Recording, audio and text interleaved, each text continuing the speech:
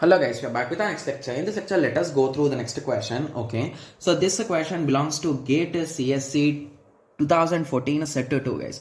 The given question is a graphical HTML browser resident at a network client machine Q accessing a static HTML web page from a HTTP server. Yes, the static HTML page has exactly one static embedded image which is also at yes. Okay, so assume no cache. Which one of the following is correct about the HTML web page loading included the embedded image? Okay, so what they are exactly saying here is so a graphical HTML browser resident at network client machine Q. Okay, so we are having a server or client Q accessing a static HTML web page which is written in yes.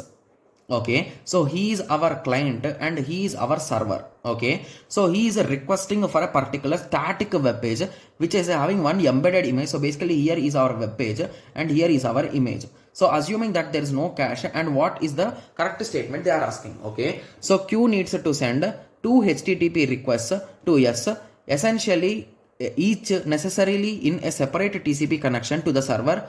Q needs to send two HTTP requests to yes, but a single TCP connection to server is sufficient. A single HTTP request for Q to yes is sufficient, and a single TCP connection between P and Q is necessary.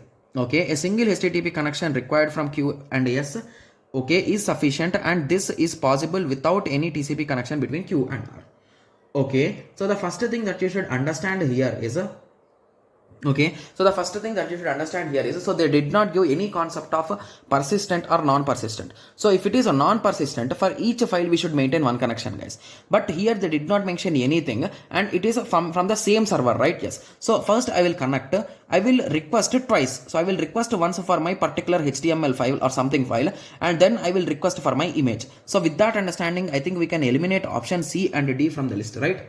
Yes. So, and one more important thing is okay, so one more important thing is what option A says. So Q needs to send at least two HTTP requests, each necessarily in a separate connection. So even these two things could be done in a single connection, guys. So with that understanding, you can say that B is the correct answer. Got it? Yes. So now I hope everyone got a clear idea, right? So it's just a simple question, guys, but it's just conceptual. Okay? Yes. So I hope everyone got a clear idea on this. So in the next lecture, let us continue with the next question. Thank you. Thanks for watching. Like, share and subscribe for more awesome videos like this. Thank you.